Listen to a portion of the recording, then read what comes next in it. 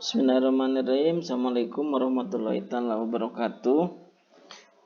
Teman-teman mahasiswa yang masih memerlukan penjelasan mengenai tugas di handout 4, kita mulai dulu dari materi sebelumnya, yaitu tentang permintaan dan penawaran. Apa itu permintaan dan apa itu hukum penawaran?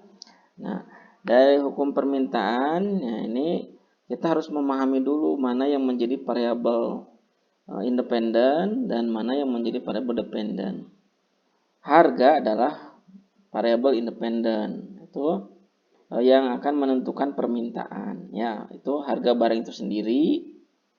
Kemudian harga barang lain, ada pendapatan rumah tangga.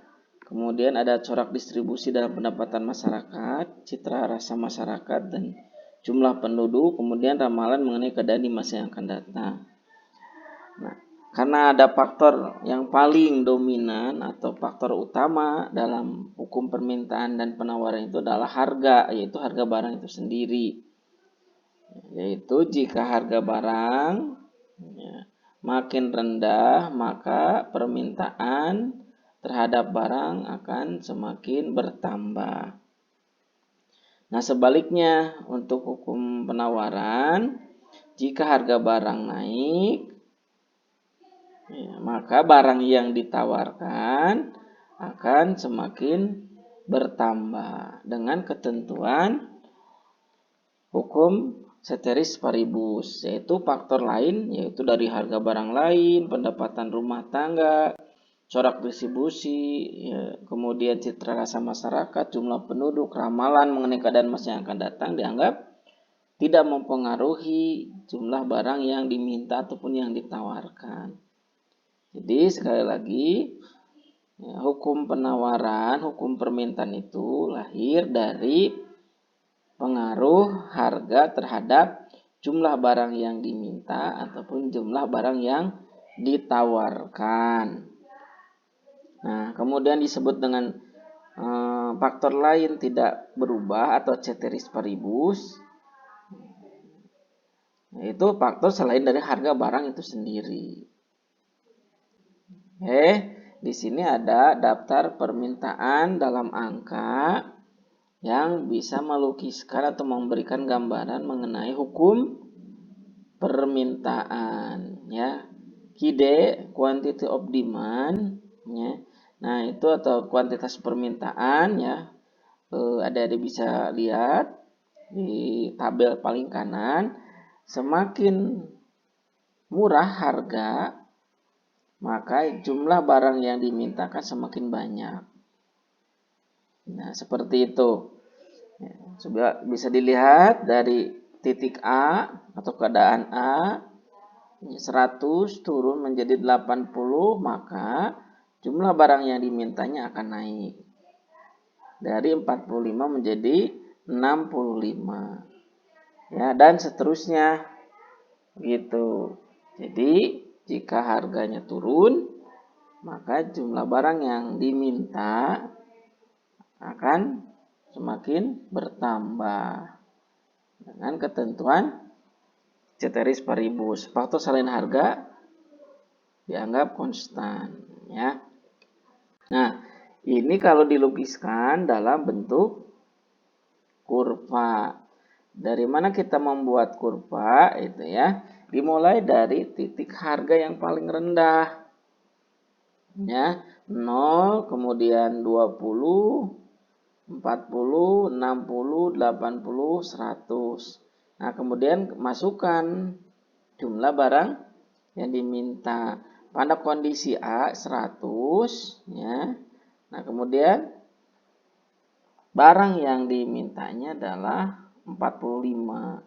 Pada kondisi titik B 80, barang yang dimintanya adalah 65 dan seterusnya. Sehingga kondisi dari garis, ya, kurva permintaan ini bersifat negatif.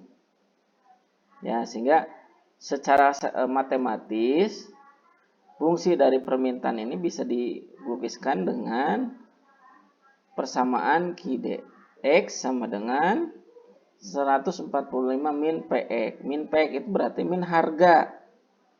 Ya, kita coba misalnya ya 145 dikurangi 20 maka menjadi 125.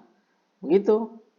145 dikurangi 40 125, kemudian dikurangi 40 100. Ya, 105 kemudian dikurangi 60 ya. Ini ada 85. Nah, seperti itu. Ya, sehingga membentuklah secara matematis persamaan QDX sama dengan 145 min PX gitu.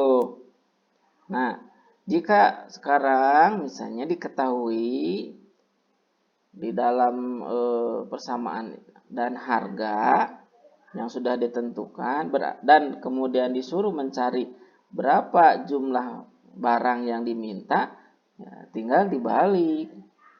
Ya seperti itu. 145 min PX, maka akan ada isinya. Ya, seperti itu terus dikurangi harga. Nah, dan nanti akan bisa dibuatkan kurvanya. Nah, harga sebagai variabel X sini itu variabel yang mempengaruhi dan permintaan sebagai variabelnya adalah variabel yang dipengaruhi. Seperti itu.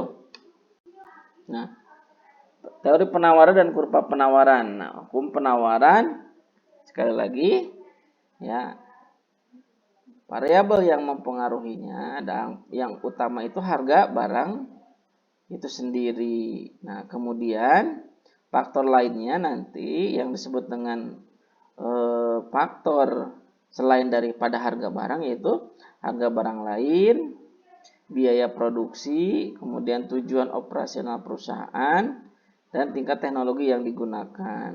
Harga barang lain itu disebut dengan harga barang pesaing. Nah, itu. Kenapa harga barang pesaing bisa mempengaruhi barang yang ditawarkan? Karena kalau pesaing menawarkan lebih murah, mungkin barang kita akan dijual atau ditawarkan juga lebih murah karena ada harga pesaing. Jadi dalam bisnis ya, menentukan suatu harga akan dipengaruhi juga faktor yang lain, yaitu harga barang pesaing. Kemudian biaya produksi dihitung dalam akuntansi sebagai harga pokok produksi. Maka semakin mahal pokok produksi, maka semakin mahal harga barang yang ditawarkan. Kemudian tujuan operasional perusahaan, yaitu apakah perusahaan lebih kepada skala ekonomis, ya, mengutamakan skala ekonomis, atau perusahaan akan ya tujuan operasionalnya lebih kepada karya dan seterusnya. Kemudian tingkat teknologi, biasanya kemajuan teknologi akan mendorong tingkat produktivitas sehingga biaya produksi bisa ditekan lebih murah dengan kualitas yang sama sehingga harga pokok produksi menjadi lebih rendah dan itu bisa ditawarkan barang yang kita miliki lebih murah. Ya, seperti itu. Nah, di sini adalah ilustrasi untuk jumlah barang yang ditawarkan sesuai dengan hukum penawaran. Jadi jika harga semakin naik, maka jumlah barang yang ditawarkan. Nah, mohon maaf, ini masih QD ya, harusnya ini QS, mohon maaf ya, dikoreksi QS. Ini kuantitas penawaran, harusnya kuantitas barang yang ditawarkan, mohon maaf ya, di tabelnya ini mohon dikoreksi, bukan QD lagi tapi QS, quantity of supply. Nah, semakin naik harganya, maka jumlah barang yang ditawarkan semakin naik. Jadi berbanding terbalik dengan permintaan. Kalau permintaan semakin turun, maka jumlah barang yang diminta semakin naik. Harganya turun, barang yang diminta naik. Nah, kalau penawaran harganya naik, maka jumlah barang yang ditawarkan akan naik. Ini disebutlah berbanding lurus antara harga dengan barang yang ditawarkan. Nah, kalau permintaan berbanding terbalik antara harga dengan barang yang diminta. Yang disebut dengan berbanding lurus dan berbanding terbalik itu adalah garisnya atau slope, ya, kemiringan dari garis penawaran ataupun permintaan. Nah, di sini bisa dilihat 20 ke 40 naik, maka barang yang ditawarkan pun naik. Nah, ini adalah sebagai perilaku produsen kalau di hukum penawaran. Oke ya. Nah, ini jika digambarkan dalam kurva, sama ya, cara membuat kurva dari mulai harga dulu, titik A 20, titik B 40 gitu. Nah, kemudian jumlah barang yang ditawarkan itu akan ketemu dengan berapa titik harga dengan kuantitas yang ditawarkan. Nah, sehingga persamaannya secara matematis ditulis QSX sama dengan 25 ditambah 4X. Ya, kita coba saja 25 ditambah 20. Begitu. 25 ditambah 40. Ada nggak sesuai dengan gambaran di kurva gitu ataupun di tabel? 25 ditambah 60, 25 ditambah 80, 25 ditambah 100. Ya, maka kuantitas barangnya adalah sama dengan yang di tabel ataupun yang di kurva. Ya, seperti itu. Nah, selanjutnya adalah keseimbangan. Kalau rumus permintaan ada QD sama dengan ya X min P, ataupun kalau penawaran adalah QS sama dengan X plus P, yaitu PX. Nah, kalau keseimbangan yaitu QD sama dengan QS. Keseimbangan apa yang dimaksud di sini adalah keseimbangan harga barang atau barang yang ditawarkan oleh para penjual sama dengan barang yang ditawar oleh para pembeli. Nah, jika ketemu antara harga yang ditawarkan dengan harga yang diminta oleh pembeli, deal kalau dalam bahasa kita ya, maka disebutlah di situ sebagai equilibrium price atau equilibrium market ya.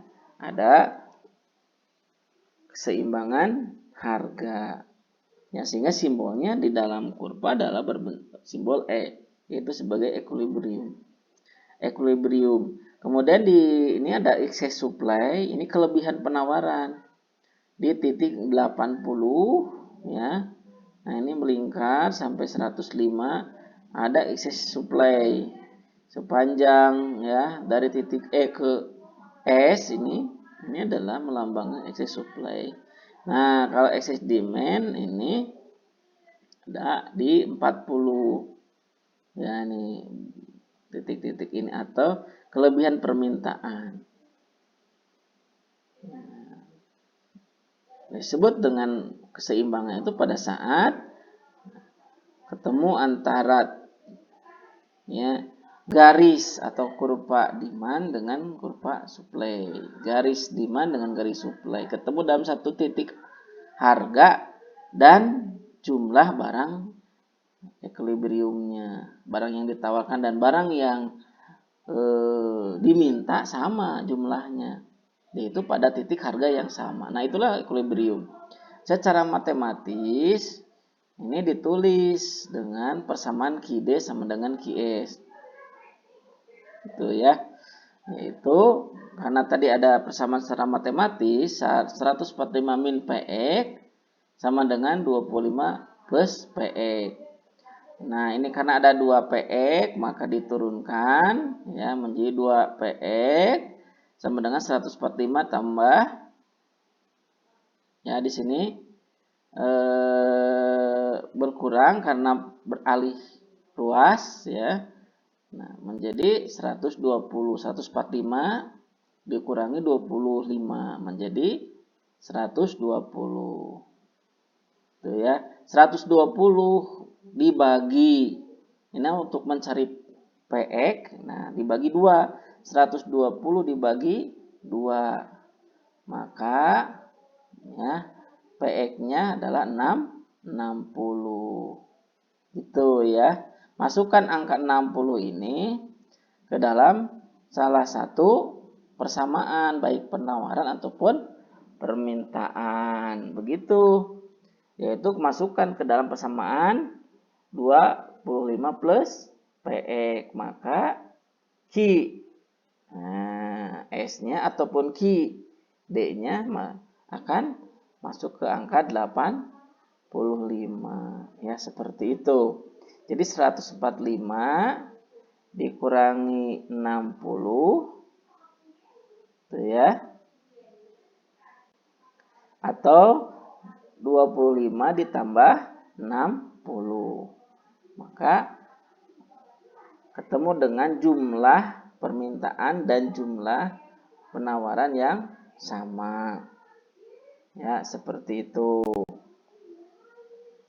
Nah, dalam kurva penjelasan berikutnya ini adalah pergeseran kurva permintaan. Kenapa kurva permintaan bergeser dari ya permintaan 0 ke permintaan 1, dari D0 ke D1. Ya. Nah, ini karena salah satu faktor mengalami peningkatan, yaitu harga barang substitusi, kemudian selera dan pendapatan masyarakat. Tapi bukan dikarenakan harga, begitu. Sehingga harganya tetap, per jumlah barang yang dimintanya bergeser, baik ke kanan berarti bertambah, kalau ke kiri dari D1 ke D0 itu berarti berkurang. Bertambahnya dan berkurangnya bukan karena harga, tapi karena faktor lain. Gitu ya, yaitu harga barang substitusi, harga barang pengganti. Misal gula pasir ya, karena harga gula merah turun, maka jumlah gula pasir permintaannya berkurang, padahal harganya tidak berubah. Nah, seperti itu karena barangnya saling bersubstitusi. Atau pendapatan masyarakat bisa menggeser ke kanan. Itu kenapa harganya tetap tapi jumlah barang yang mintanya kan bertambah karena pendapatan masyarakatnya bertambah. Yang biasa ya, masyarakat makan, bisa dapat makan lauk pauk yang mewah ya, pada saat Idul Adha ataupun Idul Fitri bisa makan daging. Nah, karena pendapatan masyarakat Indonesia meningkat, maka permintaan akan daging naik. Nah, itu salah satu contoh. Jadi pendapatan bertambah itu menggeser ke kanan. Tapi pendapatan berkurang ya sebaliknya. Atau selera masyarakat. Dalam tatanan masyarakat dewasa ini disebut dengan gaya hidup, lifestyle. Nah, itu termasuk ke dalam selera. Ya. Jadi seleranya bertambah. Yang punya HP tidak 1, 2, 3. Nah, itu karena selera. Tidak dipengaruhi harga, maka permintaannya akan bertambah. Kemudian juga jumlah penduduk. Ya, nah makanya kenapa pangan di Indonesia selalu bertambah jumlah permintaan nasionalnya, ya karena jumlah penduduk di kita terus bertambah. Nah, sedangkan produksi pertanian semakin berkurang sekarang ya kondisinya. Walaupun tidak tetap, ya apalagi sekarang semakin berkurang, maka gapnya semakin besar, yaitu antara supply dan demand-nya, sehingga kita harus mendatangkan impor. Nah, itu salah satu contoh komoditi yang seringkali permintaannya itu tidak dipengaruhi oleh harga, dan bahkan salah satu kebijakan harga dengan menetapkan harga eceran tertinggi atau harga jual tertinggi dipatok oleh pemerintah, tapi barangnya bisa bertambah permintaannya karena bertambahnya jumlah penduduk. Nah, seperti itu. ya, atau sebagai barang pelengkap komplementer bagaikan gula dan kopi gitu. Tidak ada kenaikan harga ya untuk harga gula, tapi yang naik adalah harga kopi. Bisa saja permintaan gula pasir turun karena untuk membuat kopi mix masyarakat berkurang karena harga kopinya naik. Nah, seperti itu ya salah satu ilustrasi. Kenapa ada pergeseran, disebutnya bergeser, baik ke kanan atau ke kiri. Karena bukan karena perubahan harga barang komoditi tersebut.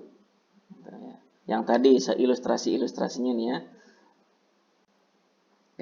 Sama di pergeseran kurva penawaran bergerak, yaitu ya ke samping kanan atas atau ke samping kiri bawah. Ya, nah ini ke kanan ke kirinya itu pergeserannya akan menambah jumlah barang yang ditawarkan. Ya ini bukan karena harga barang atau komoditi yang ditawarkan, tapi karena faktor lain yaitu harga barang substitusi, ya, keuntungan, kemudian perbaikan teknologi. Yang tadi sudah dibahas, semakin baik teknologi yang dimiliki oleh industri satu perusahaan, nah biasanya akan menghasilkan lebih banyak produk dengan harga yang sama, maka jumlah barang yang ditawarkan kan semakin bertambah. Kita belum berbicara ke keuntungan, nanti ada bab lain ya. Ini minimal dari jumlah barang yang ditawarkan.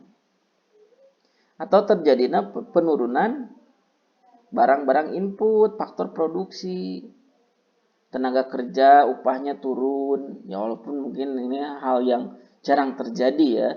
Tapi kalau material raw, nah mungkin saja ini terjadi. Bahan baku turun gitu ya. Nah, maka jumlah barang yang ditawarkan kan semakin banyak. Atau barang-barang komplementer ya seperti tadi contoh. Gula dan kopi ya. Kemudian susu primer dengan mentega itu kan saling bisa menggantikan, atau minyak kelapa sawit gitu ya. Nah, itu sebagai barang-barang substitusi.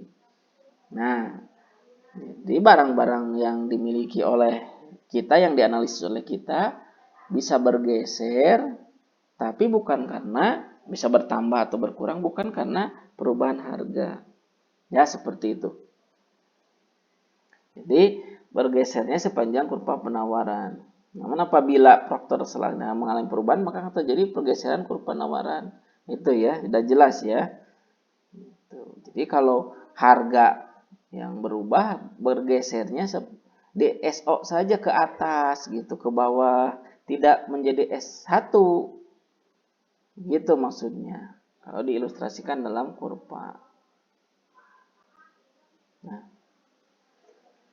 apa yang terjadi jika dua-duanya bergeser, yaitu penawaran bergeser juga, kemudian permintaan juga bergeser. Maka ini akan merubah equilibrium baru atau akan membentuk harga yang baru.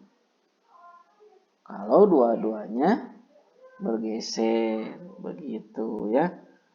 Jadi misalnya baik dari sisi jumlah barang yang ditawarkan atau barang yang diminta bergeser, nah maka akan menerima pergeseran atau perubahan harga equilibrium. Ya, kalau dalam bahasa masyarakat ya, umum disebut dengan bargaining. Di situ tawar menawar antara masyarakat konsumen dengan produsen. Nah, di situ akan membentuk harga baru. Ya. Misalnya harga lamanya di P0, kemudian akan menerima pergeseran ke P1. Ya, sehingga menjadi equilibrium kedua. Ya, dan seterusnya. Itu ya.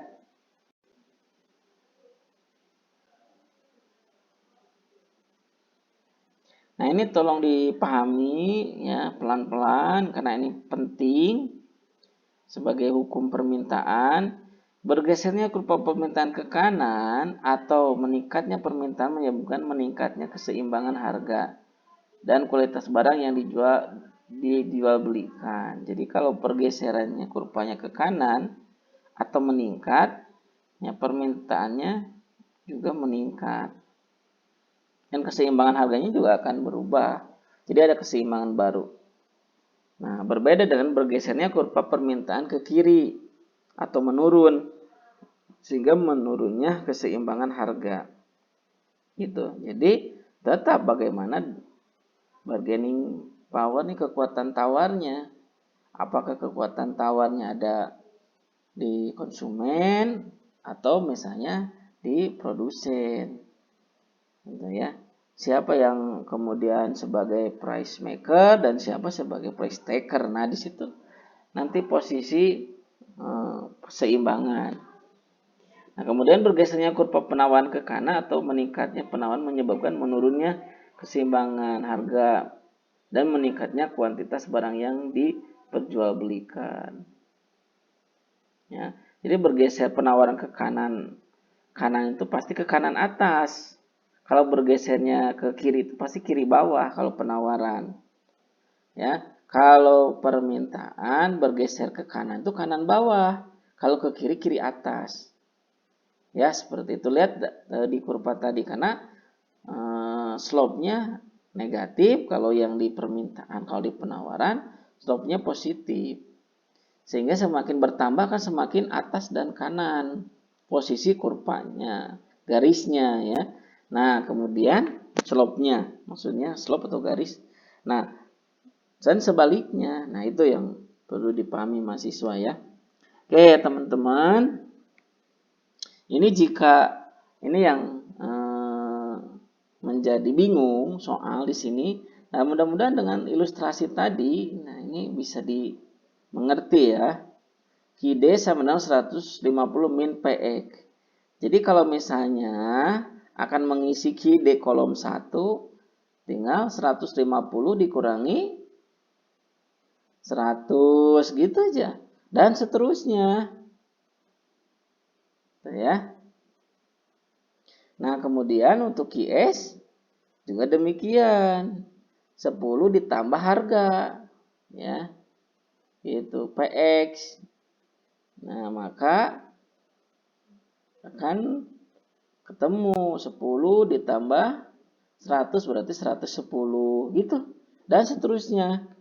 Nah, untuk mencari persamaan seperti tadi QD sama dengan QS. Berarti 150 min PX ditambah 10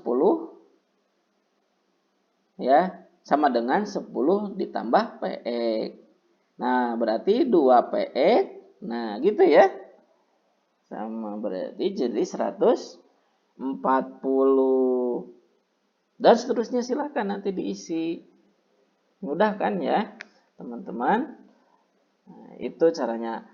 Adapun untuk membuat kurva penawaran ya, mulai dari harga 60 akan ditawarkan berapa hasilnya, harga 70 berapa gitu.